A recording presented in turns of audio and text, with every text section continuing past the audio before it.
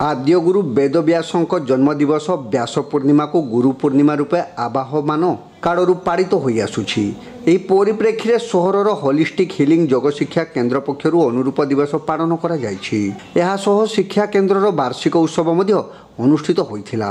एही अवसर में सकाळे एक जोग शोभायात्रा सहर परिक्रमा करिथिला। सकाळे शिक्षा केन्द्र पक्षर जोग अखंड 108 ओम उच्चारण अग्नि होम महायज्ञ गुरुपूजन चारारोपण साई शिशु विद्या मंदिर छात्र छात्री मानकु सुखिला खाद्य बंटन करा जायथिला। जगगुरु सुजित कुमार जेना प्रत्यक्ष तत्वावधान में समस्त कार्यक्रम अनुष्ठित होइथिला। एही अवसर में एक सभा अनुष्ठान सभापति डॉक्टर जयस्मिता नायक द्वारा अनुष्ठित हो जायछि। गुरु पूर्णिमार उपादेयता संपर्क में सभापति श्रीमती नायक उल्लेख करते।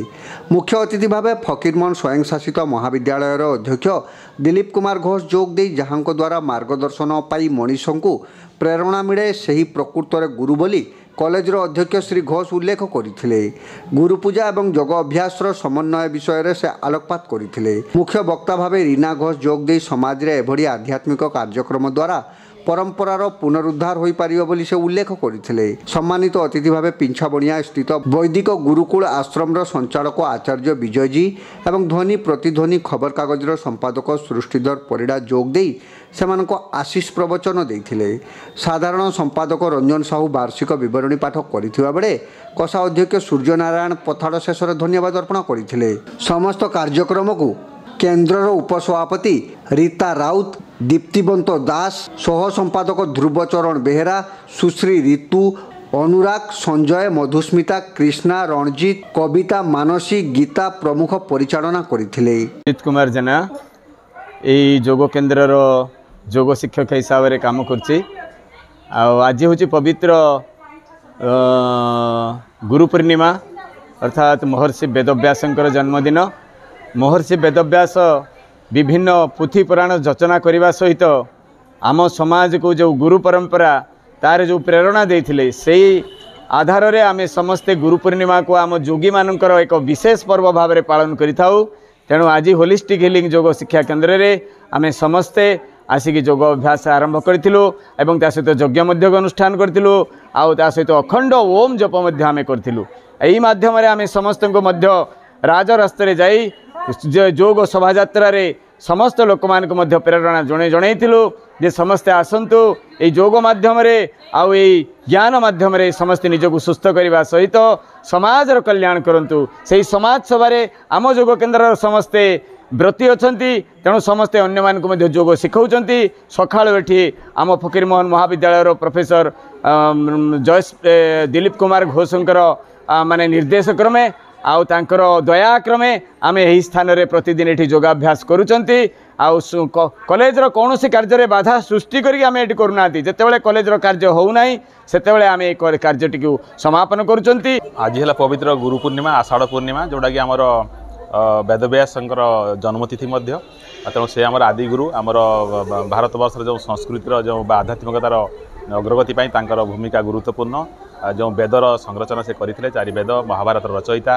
तेणु आम भारतर संस्कृति भारतर सांस्कृतिक जागरण में आध्यात्मिक जागरण में प्रमुख भूमिका रही। तेणु तांकरी से अवदान तांकर से महत्व को ये सम्मान दरकार से आम आज गुरु पूर्णिमा केवल सी भी नुहति आज समस्त गुरु आमर जो गुरु मैंने अच्छा जहाँ आम किसी पाइचु आदर्श शिखीचु और जीवन को आग को चलने जो साहय आज सम्मान जनाऊँ समस्त आज प्रणिपात करूँ।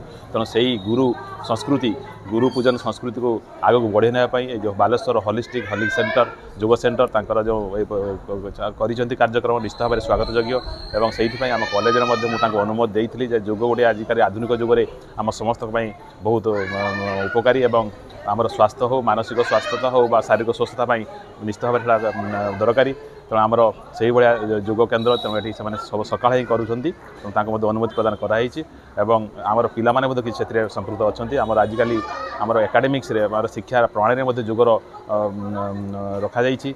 तेणु से भाया युग कार्यक्रम बालेश्वर जो अग्रणी संस्था होलिस्टिक हिलिंग सेंटर से आगे को नौकरी। तेणु आशा करी से युगर प्रचार प्रसार सहित आम गुरु मान प्रति जो भक्ति सम्मान तार जमी रही परंपरा को आगे नापी हिलिंग सेंटर जो कार्यक्रम स्वागत योग्य।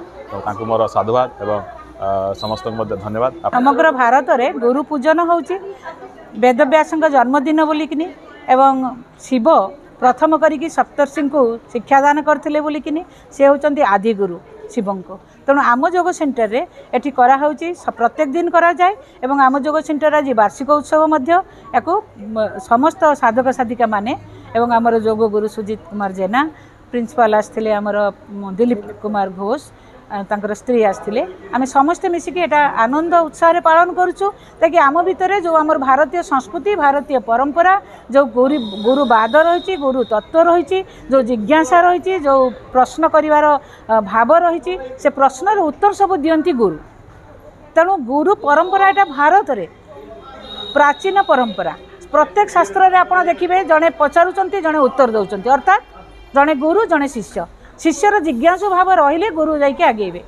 तेणु आमे समस्ते मिसिकी आमे गुरु पूजन उत्सव अनुष्ठित करूछु महा उल्लास रे एवं समस्त को संदेश है कि गुरु परंपरा जेकी रही थाउ बंचिकी रही थाउ आमे समस्ते आम भारतीय संस्कृति नेकी गर्व करू थाउ।